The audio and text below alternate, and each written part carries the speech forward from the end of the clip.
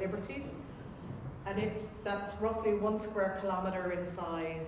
And at the time that we did this Liberties greening strategy, there were 15,000 people living in that 1 square kilometre with very little access to green space. So at the time they had 0.68 of a square metre of access to green space, which is... This is what led to one of our strategies, which is a lot of information on the existing hard landscaped areas, the existing tree cover, and then this is what we've come up with in our areas where we've just removed the paving, increased the access, or increased the amount of planting, which increases our biodiversity or our access for pollinators within the city. We've improved the conditions for the trees there.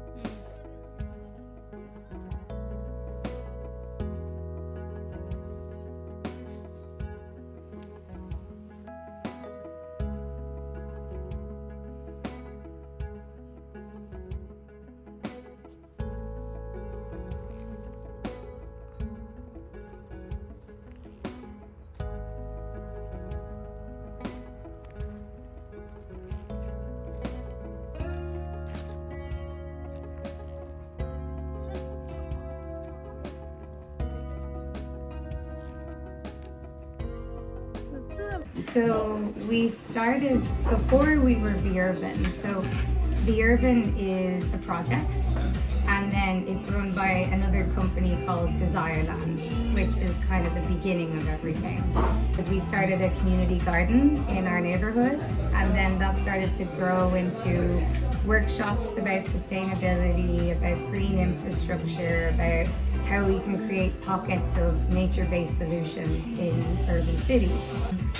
So I've been running the Rain Garden project for 1.5 years now, and as with a lot of our projects, what we want is to make sustainability and green projects accessible to anybody in communities. So the Rain Garden project are these systems that can fit very easily in small spaces. So if you don't have a back garden, or like a lot of us in this neighborhood don't have back gardens or front gardens, and so we have very small space. And so the rain gardens, it creates access to gardening, access to nature.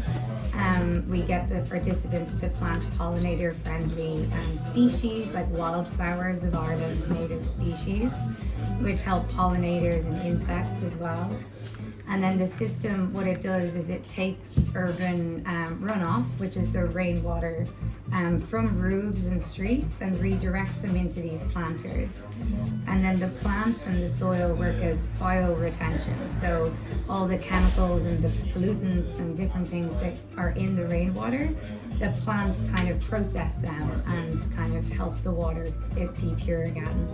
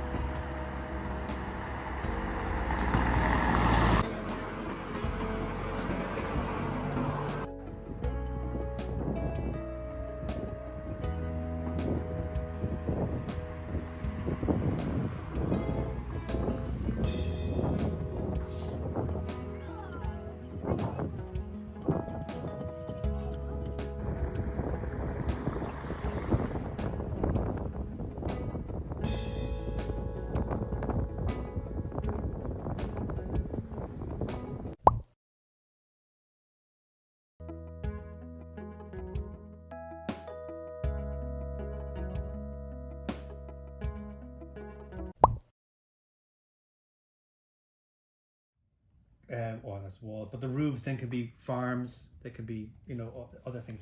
The same goes for walls. And then inside, you probably saw this in the airport. If you came in, that's a nature-based solution. If you stand beside that, it's quieter. So just by a small amount. And the same in Schiphol Airport. Airports are putting them in because it keeps the noise down. This is a company just up the road from us here. It's a government agency, and they put in a map of the world. That's Russia. I mean, Korea is gone. I think it disappeared. Australia has disappeared. You know, Europe is gone completely. But so that's a living wall, and on the door as well. It's a very, very busy office, and it's the only door. But everybody wants to sit near the door, even though if you really think about it, I'd like to sit further away from the door because it's quiet. There's two different types of green roof. One is like, I'll show you back on the. So this one here, that's called extensive. So it has a very small amount of soil, so only a few species can kind of live in this. So it looks really nice, but maybe it has less ecological value. And then the other type is what we've tried to do in most. So the soil is maybe minimum like this, so there's lots of different species that can grow in that. So what this document has made a difference. So if you do the thin one, you have to do a much bigger area, or if you do the intensive one, you only have to do 50% of your roof.